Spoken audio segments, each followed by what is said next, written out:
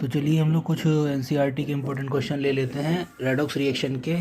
पहला क्वेश्चन आपकी स्क्रीन पे ये है, विच of the following is not an example of redox reaction. Redox reaction का एग्जाम्पल इनमें से कौन सा नहीं है, तो चेक कीजिए।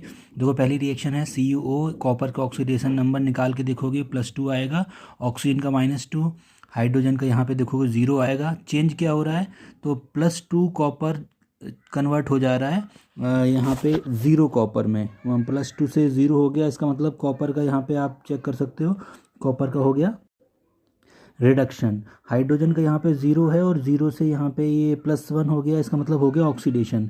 मतलब रिडक्शन भी हो रहा है और ऑक्सीडेशन भी हो रहा है, तो इसका मतलब कि ये रेडॉक्स रिएक्शन है। अगला वाला चेक करो, Fe2O3 में यहाँ पे आयरन का ऑक्सीडेशन नंबर निकाल सकते हो आप, पॉजिटिव निकल के आएगा। यहाँ पॉजिटिव से 0 हो जा रहा है, इसका मतलब रिडक्शन होगा। और यहाँ पे देख सकते हो कार्बन का +2 है, यहाँ पे +4 हो जा रहा है, यानी इंक्रीज़ हो गया। तो ये ऑक्सीडेशन, इधर आपका रिडक्शन चल रहा है, तो ऑब्वियसली ये रेडॉक्स रिएक्शन हो गई। अगली वाली रिएक्शन चेक करो, पोटेशियम का यहाँ पे 0 है, यहाँ +1 है। F2 का यहाँ पे 0 है, यहाँ -1 है। दोनों चल रहे हैं रिडक्शन और ऑक्सीडेशन, मतलब ये भी रिडक्शन रेडॉक्स रिएक्शन है। लास्ट वाला ये अब बचा रह गया, चेक कर लो फिर भी। देखो बेरियम का यहाँ पे +2, यहाँ भी +2, और आपका हाइड्रोजन का यहाँ भी आपका +1 है, यहाँ भी +1 है, कोई चेंज नहीं आ रहा है। क्लोरीन का -2 -1 यहाँ पे भी है, -1 यहाँ पे भी है, तो कोई चेंज नहीं आया। इसका मतलब ये हो गया आपका ऐसी रिएक्शन जिसमें कोई चेंज नहीं आ रहा है ऑक्सीडेशन नंबर में, तो ये रेडॉक्स रिएक्शन नहीं होगी। चलते हैं अगले क्वेश्चन के लिए। ये क्वेश्चन आपके सिलेबस में नहीं है इलेक्ट्रोकेमिस्ट्री वाले, तो उनको हम क्रॉस कर लेते हैं, आगे चलते हैं। क्वेश्चन नंबर 5 को देख लीजिए। देखिए क्वेश्चन नंबर 5 क्या कह रहा है, कह रहे हैं कि thiosulphate react differently with iodine and bromine in the reaction given below. और साथ में ये रिएक्शन आपको दे दी गई है। थायोसल्फेट आयन पहली रिएक्शन में आयोडीन से रिएक्शन करता है और दूसरी रिएक्शन में ब्रोमीन के साथ रिएक्शन कर रहा है। अब कह रहे हैं विच of the following statement justifies. अच्छा ये वाला क्वेश्चन भी मुझे लग रहा है आपके भी सिलेबस में नहीं जाएगा, इलेक्ट्रोकेमिस्ट्री से थोड़ा सा रिलेटेड है ये।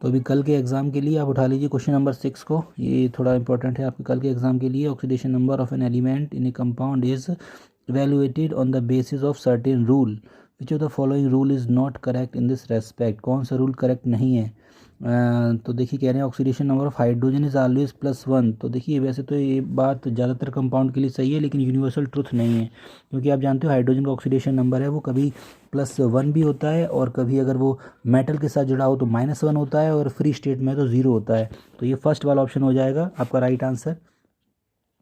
ठीक है, चलते हैं अगले क्वेश्चन की तरफ। क्वेश्चन नंबर 7 कह रहे हैं in which of the following compound an element exhibit 2 different oxidation state.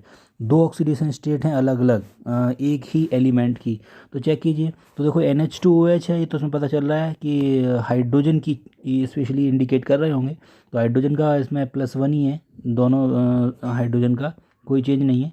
अब जरा NH4NO3 का देखो, तो NH4NO3 में क्या नहीं है कि अगर इसको अलग अलग कर ले हम लोग, ये आयनिक कंपाउंड है, तो इसमें NH4 पे पॉजिटिव चार्ज होगा और NO3 पे नेगेटिव चार्ज होगा।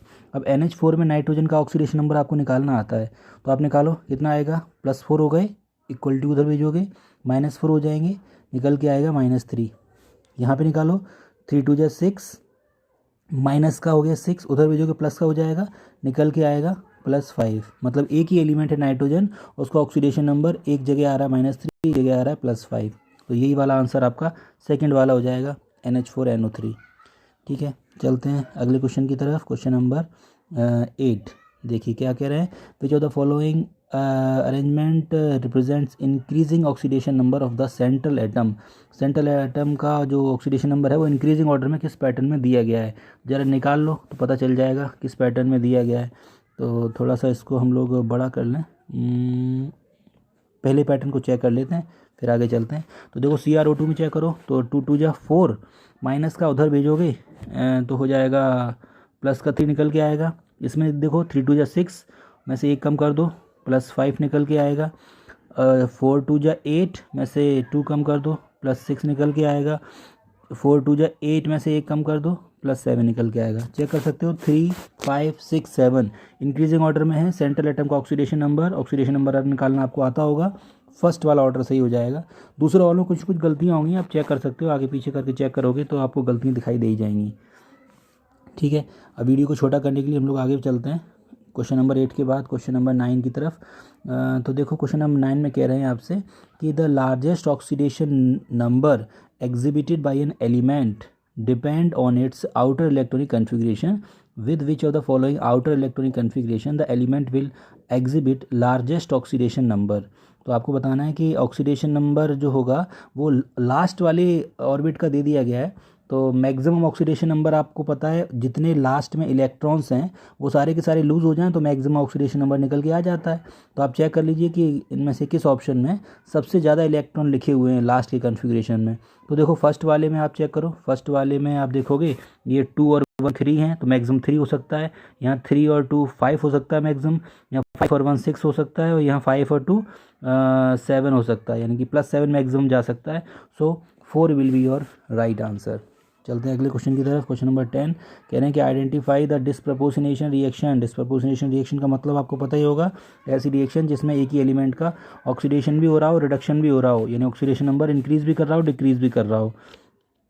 तो देखो भाई यहाँ पे तो कार्बन एक ही जगह है, जो भी हो रहा होगा इंक्रीमेंट या डिक्रीमेंट एक ही जगह हो रहा होगा। ऑक्सीजन का चेक कर सकते हो, यहाँ पे 0 है, यहाँ पे -2 है, यहाँ भी -2 है, दोनों जगह डिक्रीज हो रहा है ऑक्सीजन का, तो ये आंसर नहीं हो सकता। आगे देखो सेकंड वाले में CH4 की बात कर रहे हैं वो, और साथ में Cl2 कर रहे हैं, तो यहाँ भी Cl का -1 है, उधर भी -1 है, तो Cl तो नहीं हो सकता। कार्बन एक ही जगह है, तो दोनों वाला केस इसमें नहीं आ सकता कि इंक्रीज भी हो रहा हो डिक्रीज भी हो रहा हो। फ्लोरीन का देख लो, यहाँ पे 0 है, और फ्लोरीन का आपको पता है -1 ही रहता है, वो चेंज नहीं होता। तो 0 से -1 होगा केवल, और इंक्रीज तो कहीं हो नहीं रहा है, तो ये थर्ड वाला ऑप्शन भी नहीं हो सकता। फोर्थ वाले में ज़रा चेक कर लो, कोई ऐसा तो नहीं, फोर्थ वाले होने के चांस हैं अब तो देख लो NO2 में चेक करोगे नाइट्रोजन का, तो 2 2 जा 4, ये आपका +4 आ जाएगा यहाँ पे, और यहाँ पे कितना चेंज आ रहा है, 4 में से 1 गया 3, तो +4 से +3 में, यानी कि डिक्रीज़ हो रहा है। और यहाँ से यहाँ चेक करो, तो 3 2 जा 6 में से कम हुआ 5, यानी कि 4 से 5 भी हो रहा है, तो 4 से 5 और 4 से 3 इंक्रीज भी हो रहा है डिक्रीज भी हो रहा है, इसीलिए यही आपका आंसर होगा, it is your disproportionation reaction. अब लास्ट क्वेश्चन जरा चेक कर लो ऑब्जेक्टिव में, विच of the following element does not show disproportionation tendency. इनमें से कौन सा एलिमेंट है जो डिस्प्रपोर्शनेशन टेंडेंसी नहीं दिखाता है। जस्ट अभी मैंने बताया था कि फ्लोरीन का जो ऑक्सीडेशन नंबर है वो कभी चेंज नहीं होता है, वो हमेशा -1 ही रहता है। So third will your answer, it never show disproportionation tendency। So this is these are the sufficient question for तो आई होप इनमें से कोई क्वेश्चन कल के एग्ज़ाम में आपसे पूछा जाएगा, तो इनको रिवाइज कर लीजिए। Thank you.